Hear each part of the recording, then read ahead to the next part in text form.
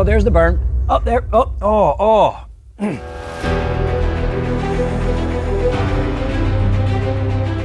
Hello again. Welcome to another episode of Hot Ones Magical Mystery Doors Edition. My name is Jeff Tomrell. I am the producer of the show. We're here live in Three Hive Studios in Reading, Pennsylvania, and we are joined today with Magical Mystery Doors bassist, Gregory James Regal. Greg, welcome to the show. Thank you. Welcome to the show. We're just sitting here chatting, but it's fun to say. Greg, I have heard you say that you do not love hot sauce. I do not. Frank's is okay. Frank's is right. What? Yeah. I appreciate you doing this.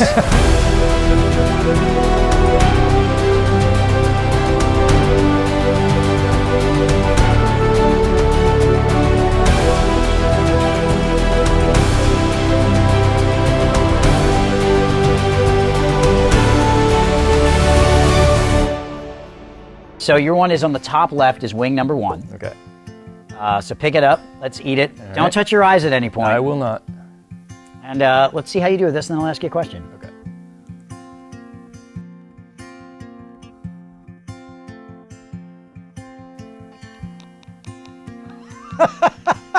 I mean, it's fine, It's fine. but I can feel You it feel a little already. heat. Yeah, of course. All right. Question number one. Greg, when did you know that you wanted to be on stage playing music? You've been playing A lot of years. a lot of years in a lot of different bands, and do you remember, was there something that happened in your youth or at whatever point that you said, I want to do that? It would definitely be MTV because that's the era I grew up in, 80s, early 80s on.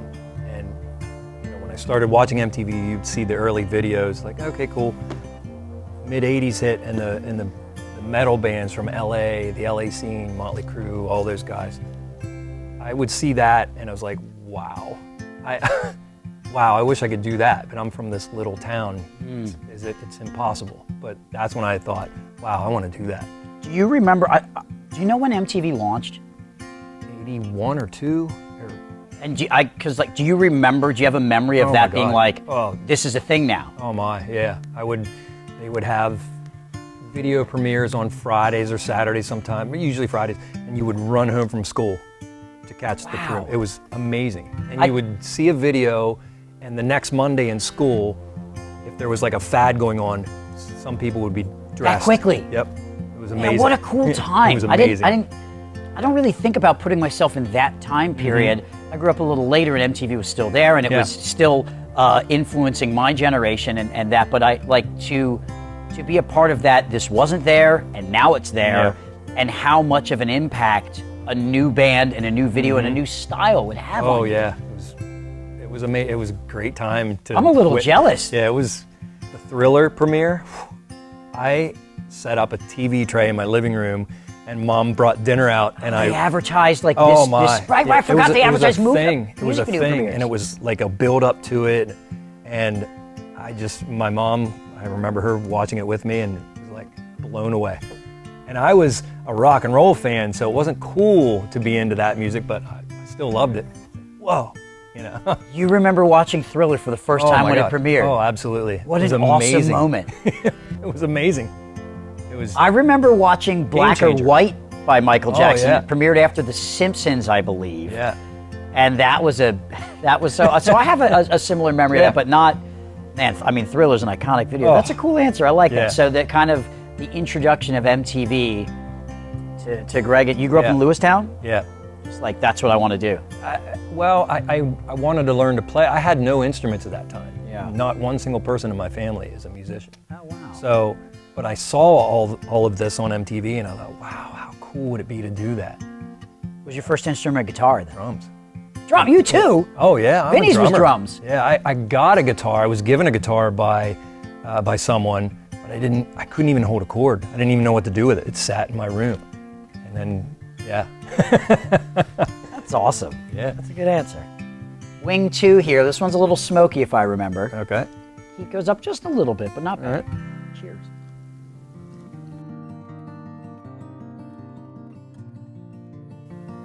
Yeah. See, I like this. I'm going to take another bite. Look at you. You said you didn't like spice. Greg, what was the first album you remember buying? And then how did that album impact you? Well, going again along with the MTV stuff, I had, my sister's 7 years older than me, and she had an album collection. So I saw, she had Bowie, Iggy Pop, Kiss, all that kind of stuff, the Ramones. I remember looking at her albums. Oh, cool. You know, this was in the late 70s. Yeah. MTV hits. I start really getting into rock and roll. Def Leppard puts out a video for Bring It On the Heartbreak in '82, okay? And then they start getting popular and more popular. Their new album comes out, Pyromania. And they released the video for, it was either Foolin' or Rock of Ages. And I was hooked. And back then we had magazines, no phones, no computers, nothing. And what was it, the Columbia House, or what was that called, where you would buy 12 albums for a penny. They were doing it back then? Oh, yeah, yeah. Oh, I didn't Something realize like that. I thought that came out in the 90s when I was... No, there was something similar to that. Okay. Anyway, I mail ordered the 8-track of That's Def your Leppard's, first album you bought through the mail? Def Leppard's Pyromania on 8-track in January of, maybe February of '83. Can't imagine how long that would have taken back then to like... It took like a month. Mail in the order. Something like that. It took a while. And when it came, and my parents had given me a stereo for my room, and it only had an 8-track. I didn't even have a cassette player at that time.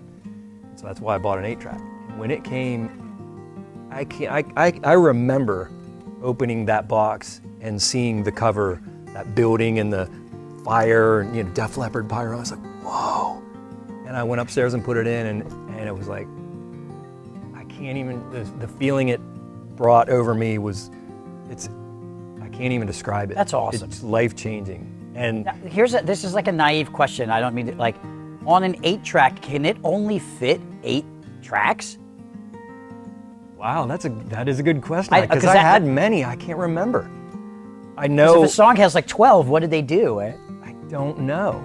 I'm sure they were on there, but I do remember. We're going to look that up afterwards. For anybody that my memory is that it was like 4 on one side and 4 on the other side, but I don't know. I do know it would stop in the middle of one, you know, to change the track. Oh yeah, it would play, and then you'd wait and change the track. Click. You know? It was. Did any cars that you had have an 8-track adapter in it, or players, so that you could take music on the road with you? No, my first vehicle was a 1979 Ford pickup truck, and it had a cassette player in it. Oh, so that was like kind of on the front end of that. Somebody at the put time. it in though. Oh, I see. Somebody put it in. Yeah. Yeah. But yeah. But anyway, so Def Leppard, Pyromania. Yes. And that, I'm sure you listen to that a lot. Oh my God. I wore it out. I still have it. Do you? Yeah, Do you have the one? I have the 8-track. That's awesome. Yeah. You should put that on display. And then I bought the cassette. After that wore out, I bought the cassette of it. Yeah. And I still have that too. And I wore that cassette out over and over. These kids today, you don't know, like, when we bought our first album back then, that's what you had, and that's what you listened to. So you really start to then know the intricacies of these songs, because you've heard them so many times that you start to listen to other things, and you go, oh, what's the rhythm guitarist doing here? You're past the melody at that point. You're past, I mean, as a drummer, you're probably listening to all this, and if you want to learn stuff back then too, you had to, could you rewind an 8-track? No. Because on a record, I mean, you just pull the needle back and pull the needle back. Only certain cassette decks, when I got my first cassette deck, it didn't have a rewind. No, right. And play maybe a fast forward. Yeah. An interesting story, even though I did eventually become a drummer, I was so taken by their original guitar player, who's no longer here, he passed away. The guitar he had was a Gibson Explorer. I took Mom's yardstick, she had a yardstick, and I cardboard cut out a shape of an Explorer, and when Mom and Dad wouldn't be around, I'd put the 8-track in, jump on the couch, and, you know, I was rocking. I was pretending to... Incredible. Yeah. So I was like, I knew, how cool would it be to do this for real? But again... Good for you, man. And I'm sure that's like, I don't know, trends change over the years and the decades and the generations, but like being a part of that first MTV generation, I'm sure everybody said they wanted to do that. Here you are, man. A lot of people, You're still making your living, playing music and doing it well. Yeah. Doing it great, by the way. Have you seen Magical Mystery Doors? We're awesome. Thank you.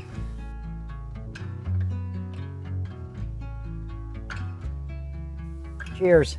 Here we go. All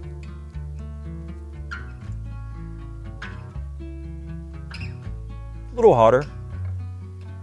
Ooh. This is only number 3. Oh, man. It's not bad, but I feel it. You feel it. Woo! This one's right on the tongue. So, Greg, in this show, you play bass, you play guitar, you play mandolin, you sing harmonies, you even play a little bit of drums, which is great.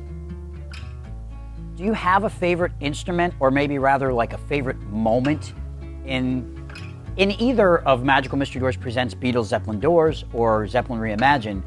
Is there like a favorite spot for you in one of these shows? Many, but cool. For me, and it's not anything I play, which I'll go through this quick. I get chills when I listen to Vinny and Eric do the Stairway to Heaven piece with the pianos. I get chills every time as it builds. It builds into the whole band coming on, but it's incredible, if you ask me.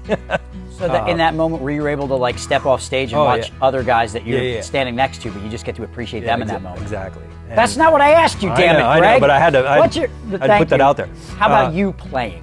I love playing Dazed and Confused. That's a fun moment for me, and Communication Breakdown. I just love the riff. I'm more of a rhythm player than a lead, which I can do both, but I just love that. It punches. It punches when that comes in, and both shows it's used differently. In our Zeppelin Reimagined show, that comes in as the encore, as a surprise in the middle of the encore.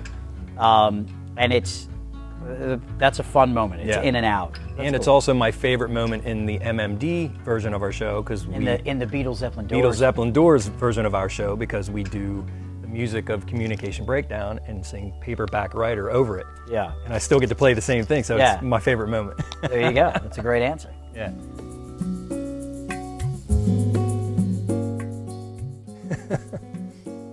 I just ripped my wing in half. I've never done that before. I was overzealous with my bite. That is a good flavor. So, Greg, this grouping of artists isn't necessarily what you were listening to growing up. Right. You know, you've mentioned Def Leppard was the first album you bought. When I asked you to join Magical Mystery Doors, because I was initially your role, I was playing bass in this show mainly, and a few other things. And then the time came and we had some switches. You were playing with Go Go Retro, which was one of our offshoots of another project. I said, Greg, do you remember what you were thinking, like, for this tribute act that wasn't necessarily what were maybe at the top of your list artist-wise? What were your thoughts on that? I was aware when you guys put this together. I saw the concept. I thought, that's, I'll be honest, I was like, that's a little weird. I'm not crazy about the Doors. Obviously, I know I did become a fan of Zeppelin in the later 80s, early 90s. Beatles, I was never a huge fan, but I appreciate everything they've done, and now I'm digging into the catalog. Amazing. But anyway. Isn't that funny? Yeah. How, like, the more you listen, the more... learning the parts? Yes. It's mind-blowing. So when you asked me, I thought I knew it would be a challenge for me, and I thought, well, I love a good challenge. Nice. Way to pull it together. So I thought, I thought, why not? It'd be cool. Plus, I know the guys. I was aware of your work ethic, and I always admired it. So I was like, I called you from my attic. Yeah. You might have been driving. I was. Greg, you've made it through 4 wings. Yeah. Moving on to number 5.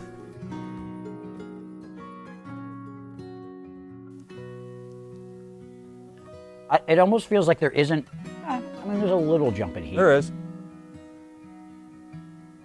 Are they less bad than you thought they'd be at this point in the challenge? I figured the first few wouldn't be too bad. Nothing I couldn't handle. And it's fine. Yeah. Honestly, I would probably eat them like this. Probably at my limit, I would say. I think we're probably at my limit right now. Something others might not know about you is that you've been driving trucks for a few decades now, like semi-tractor trailers. 35 years. And You still do that, actually, and sometimes, depending on who's where, sometimes you'll drive our MMD box truck, and, you know, similarly to being a musician, it's just miles on the road. So clearly, Greg's our van driver, by the way, like 90% of the time, if not more. And Greg is the safe driver. He drives the speed limit, which I love. You're aware of conditions. You keep everyone safe, and that's so very important. And it's nice that everybody's kind of aware, like, I'm going to go nap. Vinny can go take a, you know, rest in the back and rest his voice, and you've got that. But having been driving for 35 years, you've probably seen the entire country at this point, the continental United States anyway. Is there an area or a region that you're like looking forward to hitting with Magical Mystery Doors at some point? Definitely out west. Someday out west. Specifically California, and I'd like to see us get to Vegas at some point too. But, Absolutely. Anywhere out west. The West is beautiful, you know. Yeah, I had an old manager who used to just say West is best.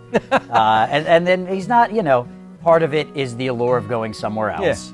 But yeah, to be, you know, to get into some of those areas of Arizona and how gorgeous it is, and to be there with our guys en route to another place. Yeah. I hear you. We'll get there, Greg. Okay. I know. Spread these YouTube videos around, people, and help us get there. Greg wants to head west.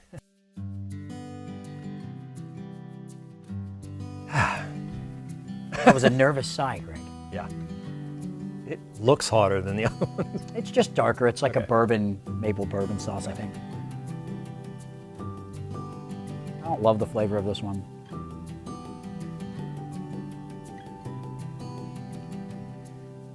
It's not terrible, but it's hot. Yeah. You don't have to eat more than that if you don't want to. Yeah, well, I'm not. Oh, I'm not.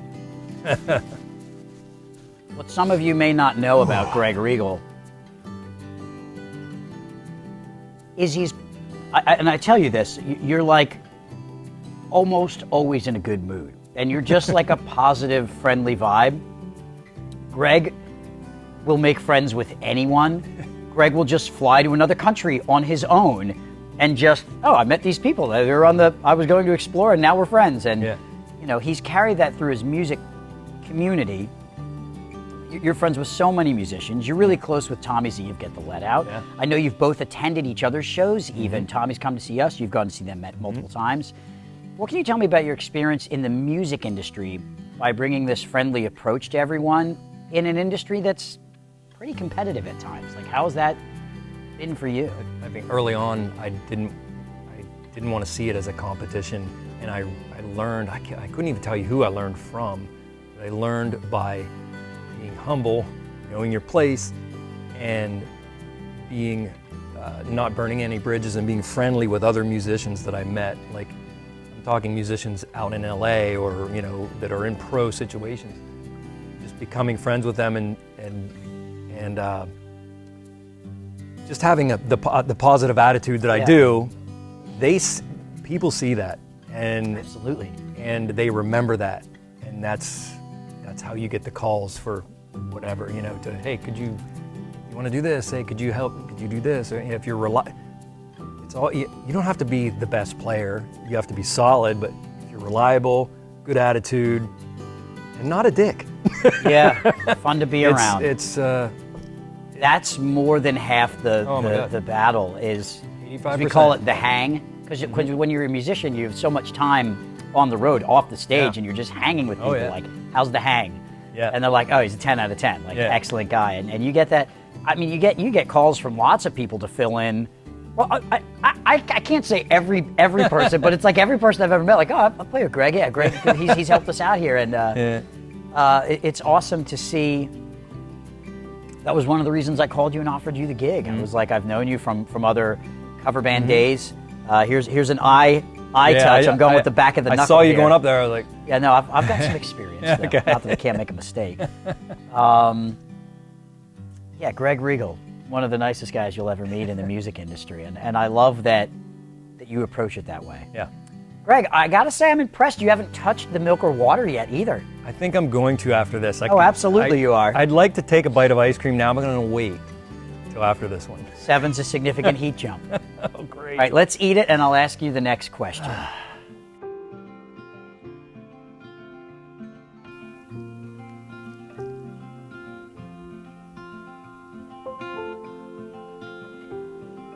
Yeah.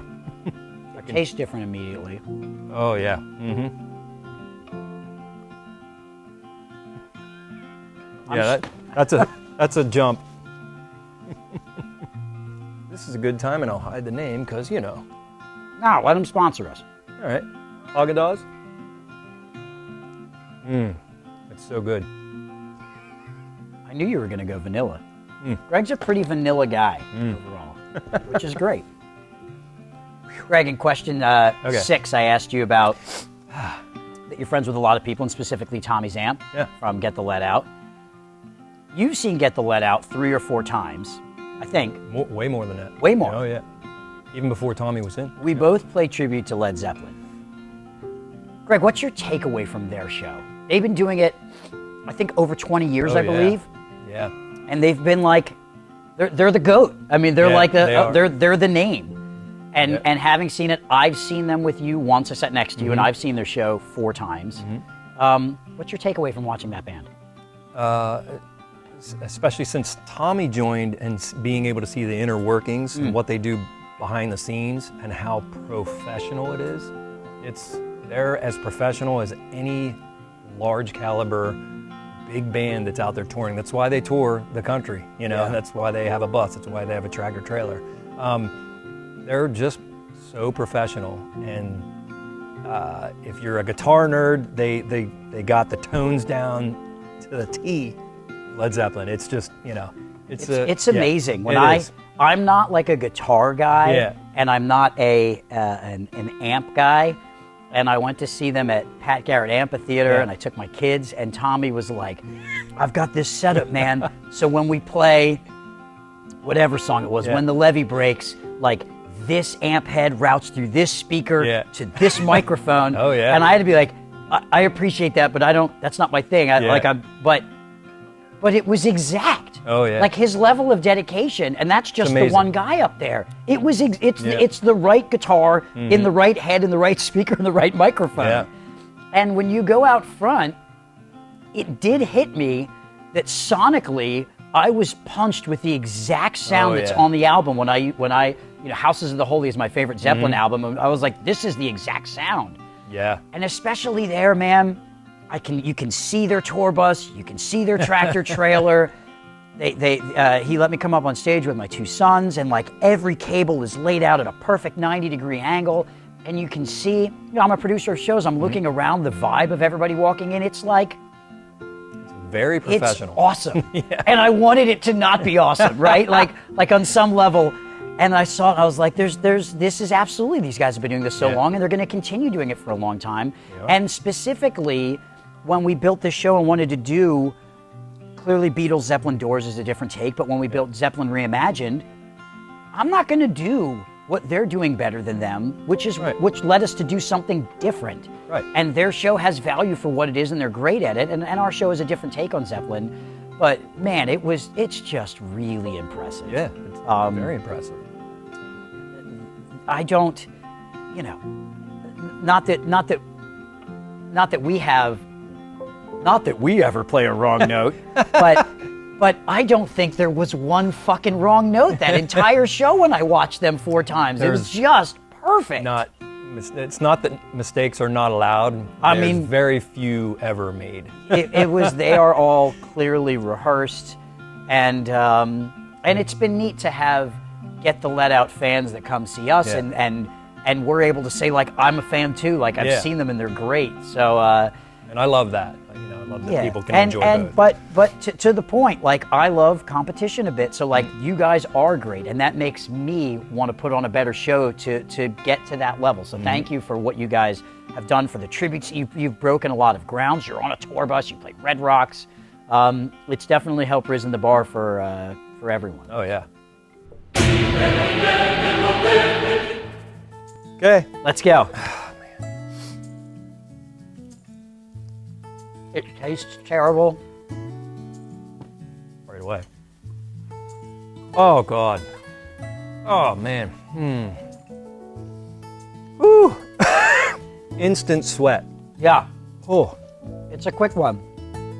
Feel like an old cartoon where like your eyes will pop out and the steam pops out of your nose. Mm-hmm. Oh, there's the burn. Oh, there. Oh. Oh. Now it's in the throat. Yep. Oh. Let me ask you a question while you're... Yeah, go ahead. Greg, you've played in so many bands throughout your career. Like, you've played in every kind of stage, in every situation. You played a small, sweaty club. You played in... this is what this will do to you. You played to a full Bryce Jordan Center at Thon before for 15,000 people. What has been your favorite part of the Magical Mystery Doors experience so far, overall? Like playing this music, these people in these types of venues, what's been your favorite part of this experience? Well, watching it grow each year, and getting into bigger venues and stuff that I never thought I'd be playing some of these venues, but when we get to a big venue, for instance, Carolina Opry in South Carolina. Ooh, love what a huge venue, and I think we just about sold it out last time. And it was being on a stage that big. I love it. Bergen Pack, Santander that we were just at. All those big stages. It feels like progress for you. Being in places that you've watched other acts that like I've always wanted to play there, and now I get to play there. And we belong here. Yeah. How you doing over there? My tongue's burning a lot. Your eyes are watering a little? Yeah, it's all right. Oh, I've got a single tear coming down over here. Yeah.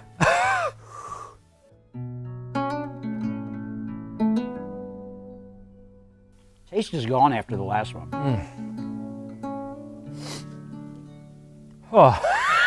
My nose is running. Woo. You're sweating too. Yeah, welcome. I wore glasses last time, which was stupid. Oh my. They fogged up. Oh. Oh. Why would anyone eat that? Outside of doing this, I don't know. Wow. Oh, That's a lot. But it's okay. you're surviving. I am. Your favorite part has been kind of the venues that we're getting to. Yes. And growing. Is there a dream venue you have for Magical Mystery Doors? Somewhere you've always wanted to play and like you want that to happen? If a band on our level and caliber could get there, I don't know if it's even possible, who wouldn't want to play Radio City Music Hall? I mean, that would be a dream. I've played, I'm drawing a blank. It's in Harlem, the Apollo. I've played the Apollo Theater. Oh, cool. It was legendary and it was awesome, but wow. Yeah, dude. I just got a lot warmer myself. Yeah, I might have gone heavy on the sauce this time. If not there, then Red Rocks out west, or the Hollywood Bowl. Why not? There's a few. Oh my God, whew, that's hot. My mouth is burning. Mikey had also answered Radio City Music Hall. Oh, did he? I forgot. Yeah, I forgot I didn't see that part. Oh. I had spent time in New York recently, and there you go, Greg. Radio City would be a dope one, and I think it is possible. We just have to get there. Yeah, maybe we will.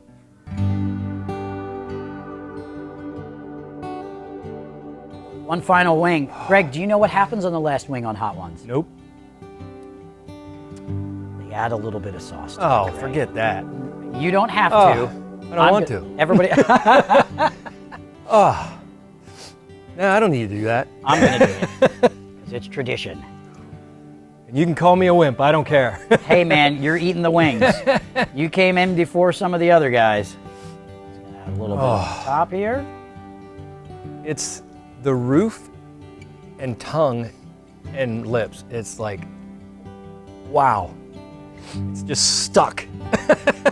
It goes away pretty soon. Oh. But we're on the last one here. You know what I foolishly did? What's I that? used that napkin and I wiped my nose, and I can feel the inside of my nose now burning from the sauce, which is less than pleasant. Yeah. You've almost made it through. I like the flavor of this one. I don't even know if I can taste the flavor. Yeah, sweeter. And then it burns. Okay, there's the flavor. Oh, okay. Oh. Oh, wow. Last question, Greg. Oh, my God. What do you wish for the future of this project? Magical Mystery Doors presents Beatles Zeppelin Doors and Zeppelin Reimagined. What do you wish for the future of this project? To play Radio City Music Hall. There it is. You heard it, folks. To just continue growing and taking the show to places we haven't been yet and showing other audiences in different parts of the country, different parts of the country, this show that we do, because I believe in it. I think it's a great show, both shows that we do, Zeppelin Reimagined and the Beatles Zeppelin Doors. And I'd love to see this band travel to England at some point. I know they would love it there, and Japan, not to mention. You're a superstar in Japan now. I don't know. I don't know about superstar. You've got some fans over there waiting for you. Yeah, I do. I'll be there in a couple weeks. Greg, I want to see you not have to drive one of the vehicles. That would be for the future. What do I wish?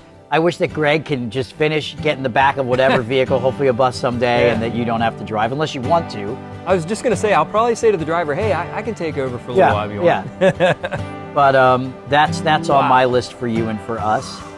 Greg, you did it. You made it through the gauntlet of wings. I did. I learned a few things I didn't know about you. 8-track Regal over here. Doesn't know how many songs are on an 8-track, by the way. We'll find out afterwards. Yeah. Thank you for joining me on this journey. Thank you. Who do you tap in next on this? Vinny called you out, so there's 2 more members left. You don't have to. I'll put you on the spot. Well, you know what? I'll call out Brendan.